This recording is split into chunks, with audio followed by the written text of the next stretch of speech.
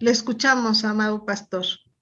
Gracias, mis amados hermanos. Muy buenos días a todos en este día tan hermoso, tan especial para la Escuela Bíblica. Yo soy parte de la Facultad de Maestros de la Escuela Bíblica y agradezco al Señor que me da la oportunidad, el privilegio de predicar su poderosa palabra delante de toda la grey que está presente en estos momentos. Antes de orar, hermanos, antes de entrar de lleno a la predicación, me gustaría hacer una preintroducción. Y el título es un título largo, el modelo pastoral de Jesús en un mundo que gime. Y quisiera nada más mencionar que cuando yo menciono la palabra pastor o pastoral, no lo hago en términos de institucionales o de un pastor ordenado, sino lo hago en términos de todas las personas que guían un pueblo, que guían a un rebaño, que guían, pueden ser algunas hermanas que están guiando a mujeres, que están guiando a niños o incluso a congregaciones enteras también. Todo aquel que dirige a un rebaño, de alguna manera es un pastor. Recuerden que en el Antiguo Testamento los reyes, los sacerdotes y los profetas eran pastores. De hecho, cuando en Ezequiel 34 se reclama a los pastores, pues está reclamando precisamente a los líderes de Israel. Habiendo hecho esta precisión, queridos hermanos y hermanas, vamos a orar. Les pido que me acompañen a hacer una oración. Padre amado, en esta hora te ruego que uses con poder y autoridad la palabra que se va a exponer. Que bendigas a cada uno de los que estamos aquí, Señor, y que podamos estar atentos a lo que tú tienes para nosotros. Pero sobre todo con las chicas de la institución, de la escuela bíblica, las que han ingresado para estudiar a una nueva aventura en sus vidas, Señor.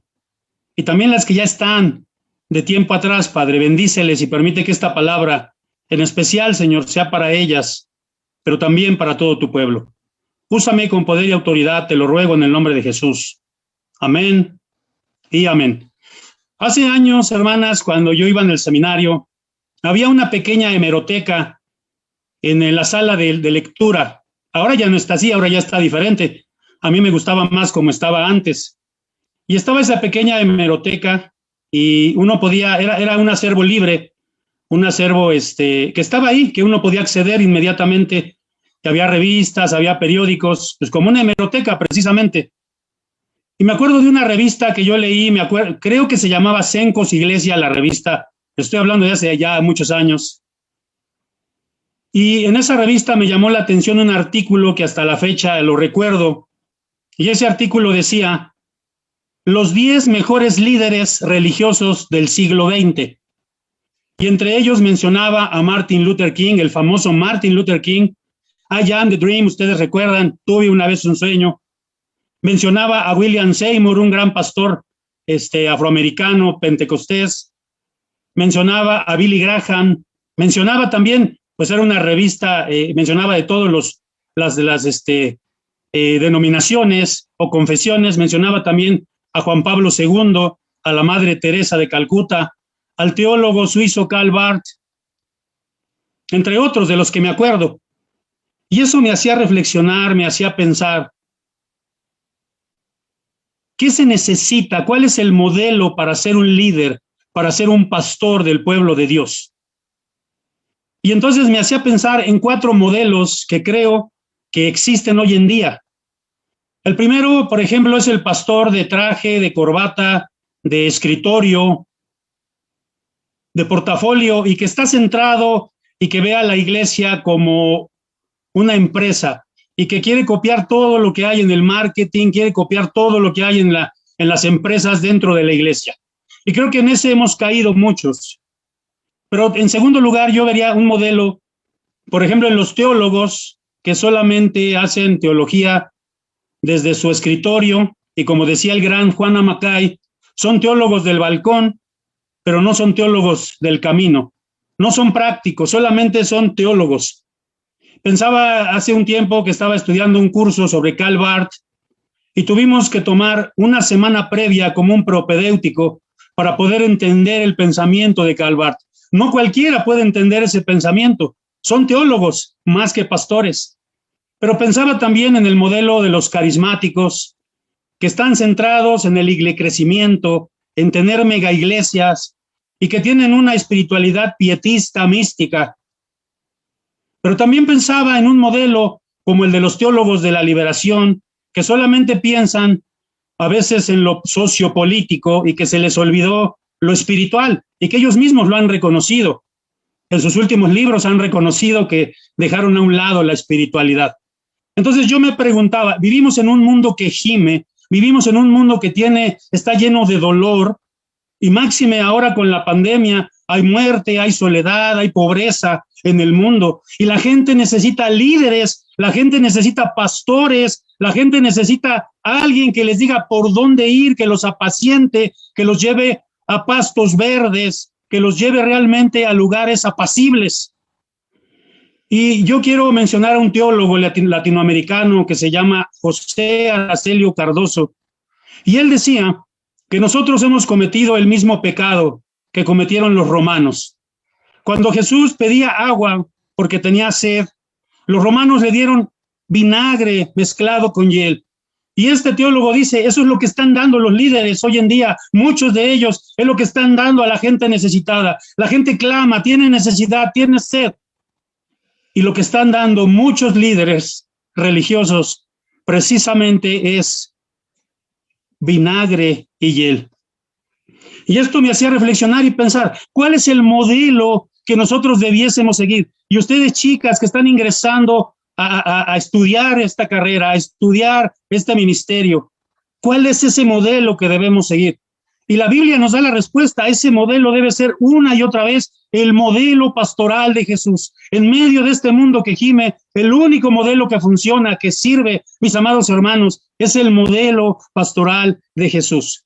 Y quiero ver aquí en este pasaje que leímos, que nos hizo favor de leer Maleni, vamos a encontrar 4 características de este modelo pastoral. Y quiero ir a la primera, y quiero leer lo que dice en Lucas 7:11. De ahí encontramos que esta característica del modelo pastoral de Jesús es que era un modelo que iba a donde estaba el dolor, que iba a donde estaba el sufrimiento, que iba a donde estaba la gente. Miren lo que dice Lucas 7:11. Aconteció después que iba a la ciudad que se llama Naín, e iban con él muchos de sus discípulos y una gran multitud.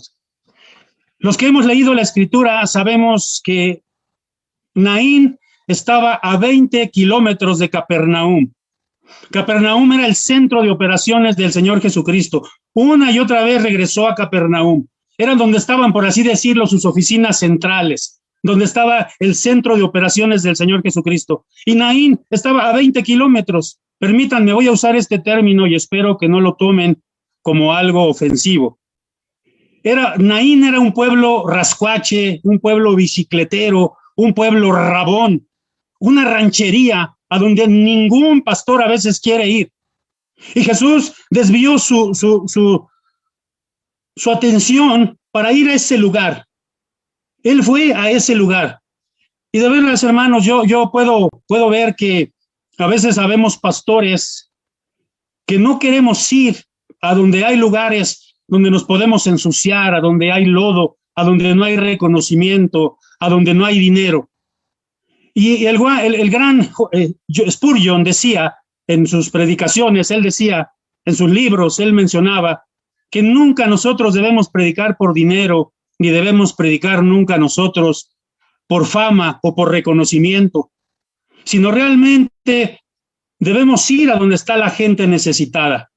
No sé cuántas de ustedes sepan que hace pues unos años el ex cardenal primado de México, Norberto Rivera, tuvo que renunciar porque él tenía problemas con el Papa Francisco. Todos sabemos que el Papa Francisco es de inclinaciones de la teología de la liberación. Y en una de sus declaraciones, fíjense lo que dijo el Papa, siendo el Papa mayormente nosotros, hermanos, que conocemos la verdad. Y este Papa dijo, yo quiero que mis obispos, que la curia católica, sean pastores que huelen a oveja, que huelen a oveja. Y esto saben lo que significa. Para oler a oveja tenemos que ir a donde están las ovejas. Y ese es el modelo pastoral de Jesús. Él iba a donde estaban las ovejas.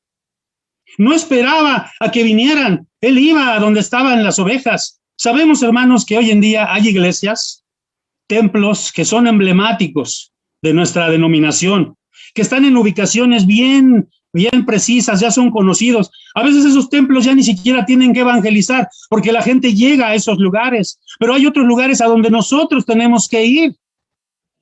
Y entonces, esa es la primera característica de este modelo. Nosotros tenemos que oler a oveja, tenemos que ir a donde está la necesidad.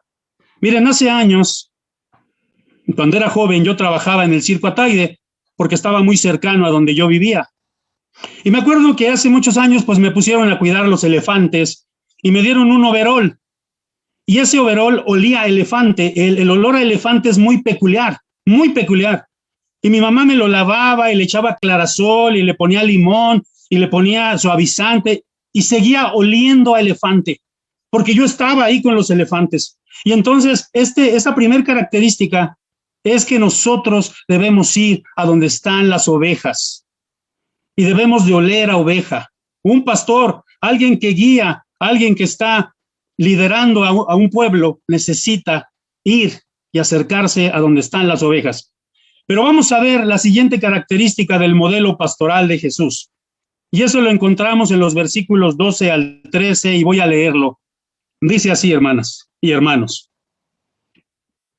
Cuando llegó cerca de la puerta de la ciudad, he aquí que llevaban a enterrar a un difunto hijo único de su madre, la cual era viuda, y había con ella mucha gente de la ciudad. Y cuando el Señor la vio, se compadeció de ella y le dijo, no llores. Y la segunda característica del modelo pastoral de Jesús es que es sensible al dolor humano, es sensible al dolor humano. Yo he platicado con pastores que me han dicho, yo no me voy a involucrar en las necesidades de los hermanos, yo no me voy a hacer viejo ni me voy a desgastar con esos problemas. Y a veces hasta tienen horarios para atender a la gente, porque son personas que realmente no están siendo sensibles al dolor humano. Mucha gente, muchos líderes hoy son insensibles a eso, pero Jesús nos da esa característica de su modelo pastoral. Él era sensible al dolor humano. Y miren, esta mujer se estaba enfrentando a tres de los más grandes dolores que hay en el mundo, que hay en la humanidad. A la muerte. Dicen que iban a enterrar a su hijo. Hoy en día, hermanos, hay mucha muerte. Todos los que estamos aquí tenemos amigos que se han muerto, pastores que se han muerto, familias enteras que se han muerto. Y nosotros necesitamos ser sensibles y atenderles y ayudarles. Pero también esta mujer no solo se enfrentó a la muerte, también se enfrentó a la soledad, porque era viuda y su hijo único había muerto. Ella iba a quedar completamente sola. La soledad es una cosa tremenda. Nosotros hemos escuchado hoy en día, hermanos, en las noticias que incluso gente de la farándula, famosos, se han quitado la vida porque están solos. En este momento de la pandemia, muchas gentes quedaron solas, ancianos, personas que han quedado solas. Y nosotros tenemos que ser sensibles a esas personas. Pero también no solamente se enfrentó a la muerte, a la soledad, sino también a la pobreza, que también es una de los cánceres, de las situaciones tan difíciles que enfrenta la humanidad. Esta mujer, al ser viuda, pues obviamente no iba a poder tener el sustento ya ni de su esposo ni de su hijo. Y iba ella a quedar a merced, pues, de los líderes religiosos. Miren, voy a leer cómo dice Marcos 12:40. Está hablando aquí, el Señor está reprendiendo a los líderes religiosos, a los pastores de Israel. Y dice que devoran las casas de las viudas y por pretexto hacen largas oraciones. Así que esta mujer se iba a enfrentar también a la pobreza. Si algo tenía, se lo iban a quitar los líderes religiosos de su tiempo. Entonces enfrentaba a ese dolor tremendo esta mujer. ¿Y qué hizo el Señor Jesucristo? Fíjense, dice que Él se acercó y le dijo, mujer, no llores. Pero no lo hizo de una manera estoica, como lo hacemos muchos pastores a veces. Hermano, no tiene usted que llorar. Los cristianos no tenemos que sufrir. Los cristianos no podemos estar tristes. No, Jesús se acercó y la palabra que se usa en griego ahí, hermanos, dice que se le conmovieron sus entrañas al Señor Jesucristo. Y esta es el segundo característica del modelo de Jesús. Nuestras entrañas se deben conmover, hermanos, cuando vemos la necesidad que hay, cuando vemos muerte, cuando vemos soledad, cuando vemos pobreza. realmente debemos estar sensibles a eso. Pero vamos a ver la tercera característica, hermanos, del modelo pastoral de Jesús. Y está en el versículo 14. Lo voy a leer. Dice así: y acercándose, tocó el féretro, y los que lo llevaban se detuvieron. Y dijo: joven, a ti te digo, levántate. Es un modelo que rompe paradigmas, que es disruptor, como se dice ahora, rompe paradigmas. Ustedes saben que para un judío estaba prohibido tocar un cadáver. La ley decía que no se podía tocar un cadáver, nada inmundo o algo que estuviera cerca del cadáver. Y dice aquí que Jesús se acercó y tocó el féretro. Una vez me decía una persona: pastor, pero es que era un ataúd, tocó el ataúd, no pasó nada. No, para eso es la exégesis, para eso es la hermenéutica. Nosotros tenemos que darnos cuenta que ese féretro era una camilla y el muerto realmente estaba embalsamado, pero llevaba vendas. Y entonces cuando dice que se acercó y lo tocó, él tocó al muerto, tocó el cadáver. Y el Señor prefirió de alguna manera romper ese paradigma porque Él optaba por las personas.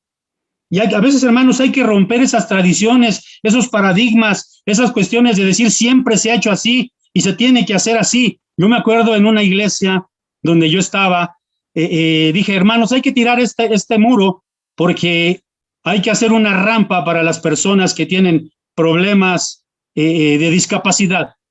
Y la gente decía: no, que no se quite, porque siempre ha estado ese muro ahí, y es que se va a ver fea la iglesia. Hermanos, nosotros debemos romper esos paradigmas, esas tradiciones. Miren, hermanos, no sé si ustedes sepan que hoy en día, bueno, ya tiene algunos años, y de hecho eso lo vamos a ver en corrientes teológicas del siglo XXI, vamos a hablar acerca de las iglesias emergentes. ¿Qué son las iglesias emergentes? Por ejemplo, hay iglesias de darquetos, iglesias de ponquetos, iglesias de prostitutas, bueno, de ex prostitutas, iglesias de rockeros. ¿Saben por qué están surgiendo estas iglesias? Porque en la iglesia no los aceptamos. Tenemos que ser realistas. Si a la iglesia llega una persona diferente, nosotros no las aceptamos. Y a veces estamos tan tradicionalistas y realmente no somos, fíjense, aquí el Señor Jesucristo prefirió tocar el féretro porque sabía que lo tenía que hacer, porque esa mujer lo necesitaba. ¿Sabían ustedes, hermanos, que hay dos iglesias muy grandes de los Estados Unidos presbiterianas que trabajan en México? No voy a decir sus nombres, ustedes las conocen. Una de esas iglesias presbiterianas que trabajan aquí en México, su objetivo, su target para trabajar es con clase media para arriba. No trabajan con pobres. Y hermanos, esto a veces, y tenemos esas tradiciones, no queremos romper con esas situaciones que a veces es necesario romper. Y el Señor Jesucristo nos muestra su liderazgo pastoral, es un liderazgo que rompe paradigmas. Hoy tenemos que romper muchos paradigmas. Pero vamos a ver el cuarto y último característica de liderazgo pastoral de Jesús. Jesús daba a la gente lo que necesitaba.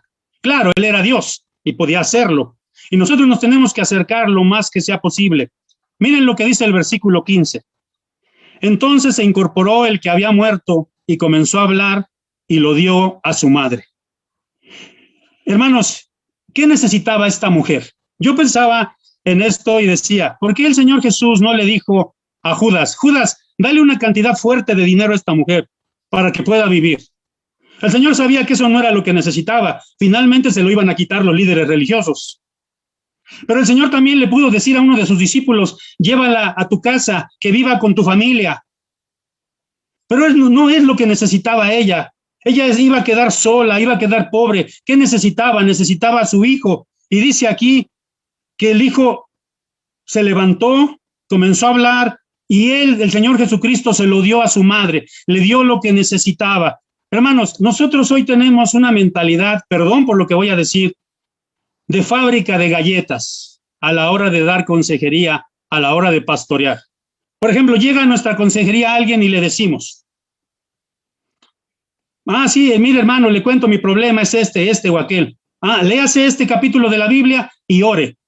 Leer y orar es bueno, hermanos, de hecho es básico, tenemos que hacerlo, pero hay personas que requieren otro tipo de pastoral, que requieren otro tipo de ayuda, y tenemos que cambiar esa mentalidad de fábrica de galletas y de estar pastoreando a todos de la misma manera. Jesús dio a esta mujer lo que necesitaba y siempre pastoreó y dio a las personas lo que necesitaban. Mira, me acuerdo mucho, cuando yo estaba en el seminario, había una maestra que era psicóloga, no voy a decir su nombre, no voy a decir nada malo de ella, al contrario, voy a hablar muy bien de ella, pero no voy a decir su nombre. Yo tenía un problema psicológico, ya estaba en el seminario. Muchos no saben, pero mi padre estuvo en la cárcel. Cuando yo fui niño, mi padre estuvo en la cárcel muchos años. Y yo iba a la cárcel, me tocó ir a Lecumberri, me tocó ir a Santa Marta, Catitla. Y saben, yo odiaba a mi padre, lo odiaba profundamente. Porque realmente no me dio una vida como yo la quería, porque se burlaban de mí. Y yo, estando en el seminario, todavía traía ese odio contra mi padre. Y ella, esta maestra, en una de las clases, en una dinámica que hizo, lo detectó ese que yo tenía y me empezó a tratar, me empezó a dar terapia. Y miren, hermanos, ella no me dijo nada más, ora y lee la Biblia. Pues me llevó a su oficina, ahí en el lugar donde daba ella terapia. Y entre las muchas veces que fui, me dijo, mira, en este lugar, en esta silla está tu padre. Dile todo lo que le quieras decir. Y hermanos, yo me acuerdo, no dije groserías, pero sí maldije a mi padre. Le dije, te odio, eres un maldito. Y mi padre ya no estaba ahí, mi padre estaba muerto. Pero esta mujer, muchos pueden decir, está loco este pastor, o estaba loca esa hermana. Hermanos, quiero decirles que eso me sanó de una manera tremenda. Y después, claro, ella me llevó a reconciliarme con mi papá. Hoy en día yo a mis hijas incluso les hablo bien de mi padre, de su abuelo, porque quedé sano, hermanos. Pero vamos a llamarle así, que esta hermana me ayudó, me dio lo que yo necesitaba. ¿Cómo vamos a ayudar a aquellas mujeres que llegan, que las han violado? ¿Les vas a decir nada más, léete este capítulo de la Biblia y ora? No, hermanos, nosotros tenemos que aprender una pastoral diferente, que rompe paradigmas. Por eso, chicas, ustedes están estudiando precisamente y estamos iniciando este ciclo escolar donde ustedes van a aprender de qué manera pastorear a la grey del Señor. Esto es muy interesante. Miren, hermanas, la segunda iglesia bautista de Corpus Christi, esto está, ustedes saben, en Texas, está yendo a ministrar a las personas que están en el pabellón de la muerte. Ustedes saben que en Texas está permitido la pena de muerte y van a predicarles a los reos de muerte, van a predicar a esas personas. Ese es su ministerio, es una parte de su ministerio. Y muchos decimos, ¿cómo vamos a ir con esas personas? No sabemos, hermanos. Tenemos que ir con toda la gente que está padeciendo y sufriendo. Este es el modelo pastoral de Jesús. Y concluyo con esto, hermanos. Versículos 16 y 17 dice así. Y todos tuvieron miedo y glorificaban a Dios diciendo, un gran profeta se ha levantado entre nosotros y Dios ha visitado a su pueblo. Y se extendió la fama de él por toda Judea y por toda la región de alrededor. Si ustedes se dan cuenta, lo que hizo Jesucristo es glorificar a Dios a través de lo que había pasado. Cuando nosotros como pastores, y acuérdense que no estoy diciendo como pastor institucional, sino como líderes del pueblo de Dios, cualquiera que seamos, nosotros tenemos que darle la gloria al Señor. No como esos pastores que se levantan hoy en día y que son famosos y que dicen un aplauso para el Señor o un gol para el Señor. No es para el Señor, es para ellos.